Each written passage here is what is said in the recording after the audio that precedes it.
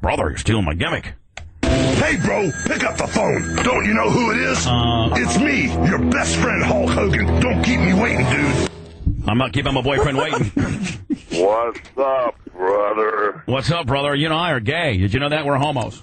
I know that, man. Who said that? Well, the Globe magazine says, now, here's the deal, man. Oh, come on. No. I haven't seen it. Well, it's not out yet. It's a teaser. It says, by the way, in 7 minutes, I got the sheriff, and I'll call you back, Hogan. And by the way, I got our tickets and our hotel rooms locked in for Thursday. I figured, a steamy getaway. Yeah, we're going to have a steamy getaway, and we're bringing our girls. But what we'll do is we'll send the girls out to go, and then Hogan and I will have sex. Yeah, they can share a room, and then you guys can share a room. See, we'll get adjoining rooms, and we'll get those girls all Xanaxed up, Brent. They'll be passed out, and then me and Hogan will be into a torrid, crazy situation. Whoa.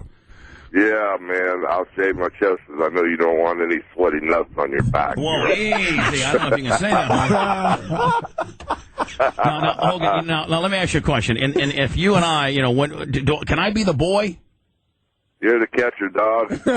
Oh, so there's it's a tussle over who's the boy. See, Brent, that's how the courtship would be, too. We're naked, and I'll be like, Hogan, I want to be the boy. He'd be like, you're the catcher, dog. You're the catcher, dog. And so tell me about the articles coming out. Well, on Globe.com it said, Hulk Hogan, gay shocker. If his son's car crash scandal and being slapped with divorce papers isn't enough to push him over the edge, the Hulk Hogan is now wrestling with a shocking new gay scandal. This week's Globe tells you why Hogan is terrified his squeaky clean image is going to be tarnished and dishes the details out about the other man who could bring him down. What's squeaky clean image? Well, first of all, they're right on that. And secondly, so Brent, they're insinuating that they have a guy that's going to talk about it. It's not me. So it's not you and I being gay. So perhaps there's another man. Are you cheating on me? Are you cheating on somebody with me?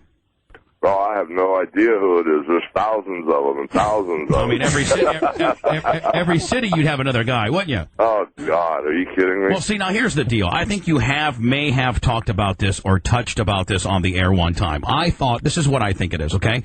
And I wasn't going to bring it up. I wasn't going to bring it up until I had you on the air, okay? But, and we got to be careful, and I only have 5 minutes, but we got to be careful as to how we talk about this. But remember the blonde-haired bodybuilder chick that was taking care of Brutus in the basement. Remember that?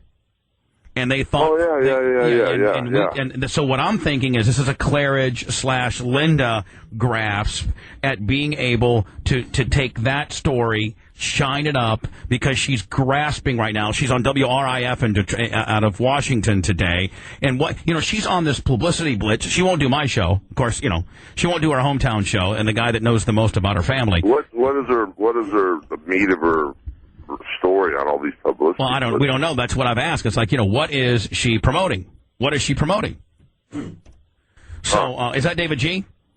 Is that David G? I don't know the other answer. I'm sure it is. Hogan, let me put you on hold because I got to do 5 minutes with the sheriff. I can call you right back.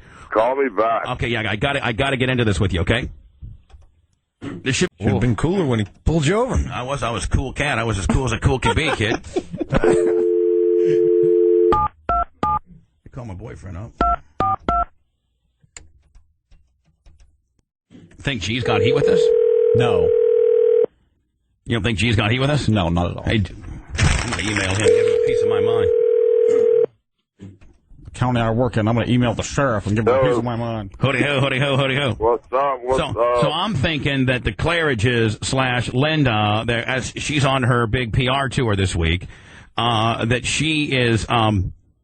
grasping right now because she's actually on her anti, promotion. She's talking smack about you and Brooke, and I'm thinking that they have taken that story because you told me that story years ago, and that is where you can tell the story, but I probably should tell the story because I know I can be radio friendly. You're just going to probably blurt it out. No, I'll blurt it out. All right, so here's the anti campaign or wherever she's on. It's pretty.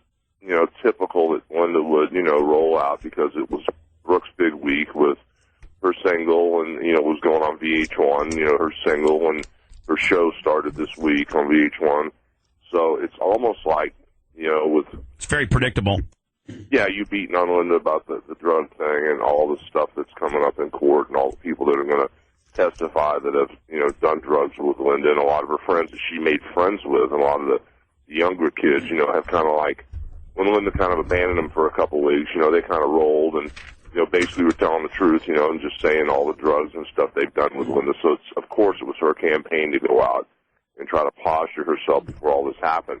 I just figured she would do something to try to jump on Brooks' bandwagon, see how it was Brooks' moment in the sun this week. And of course she did. She tried to destroy Brooks', you know, joy and happiness, but she can't. You know, so it's just typical Linda, you know, especially after what Linda did last week, you know, in front of me with Charlie and the other girl in the boat. It's just typical Linda stuff, you know. Well, she was on Lex and Terry yesterday, which if you think that they're your friends, I got another news. Dude, I don't even know these guys. I just, you know what the deal is. I bumped around with Brooke, hitting all the radio stations. No, I know, but they are such hacks. To tell you the truth, honestly, if I saw them in person, you know, I know I've been hitting the head a lot with steel chairs. Dude, I couldn't even tell you what they looked like. I know, but they had her on yesterday. Of course, she won't go on, you know, the show that makes the most sense, right? You know, mine, who's got a larger reach and who is, you know, the one particular radio person in the world that's smack dab in the middle of this case, including having been deposed. She won't, you know, take my drug test challenge, and she won't answer my questions. So she's all over America today, and she's counter promoting. And you know, and it's the same thing. Hogan is messed around on me, and I never cheated. It's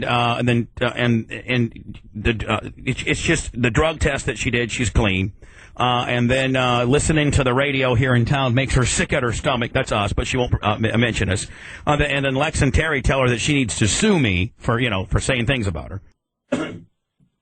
Okay. And I'm going to play it for you here in a minute. I'm going to go through each individual cut. But sure. When you talk about the gay shocker, I know it ain't you and I, because you and I never got caught. We were real smart about it. And, you know, I only had that one picture of him kissing me on the boat. We should send that to the... You know, Hogan, we should actually... Oh, yeah. We should take this to the next level, like Rodman did when he went to the steps of, Madison Square Garden, and you know, we should get married. But you need to go borrow Heather's wedding dress, right? Well, I could get one made for me.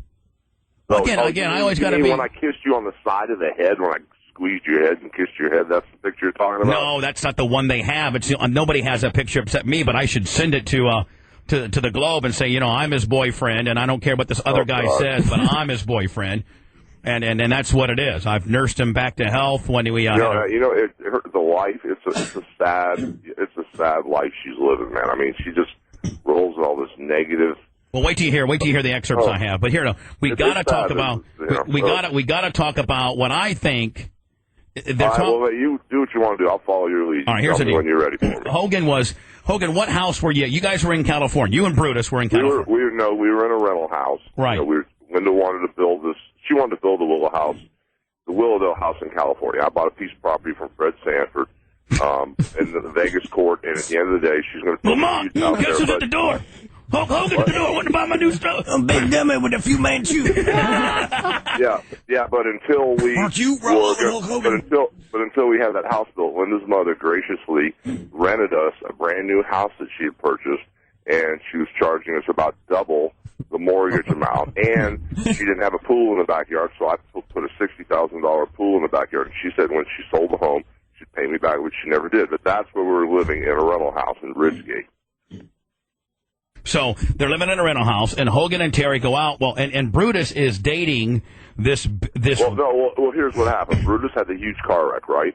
Right. And so Linda was nice enough to say, you know what, Brutus can stay with us because he had to sleep in an easy boy chair. He had to sleep upright with his head packed in ice for a year. Okay, can I just roll right into the story? Sure, right, yeah, exactly. Okay, so Brutus had his head packed in ice for a year. So there was a bodybuilder chick in California that the girl had fallen in love with Brutus, and she was trying to help him get back on his feet and train with him. But she really liked him. She was like an angel in disguise. She's just a gorgeous girl that was really, really built. And Brutus used to sneak her in and out of the house without telling us.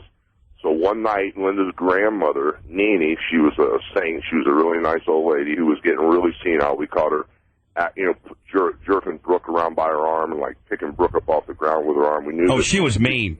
Well, she had a mean streak in her, a tiny mean streak, but she was the salt of the earth. But we knew that she was getting so old we couldn't leave Brooke with her anymore because it was too dangerous. Plus, she just had a car wreck after that, and it just the whole thing was right. She was too old. And she was getting very senile. She was very senile.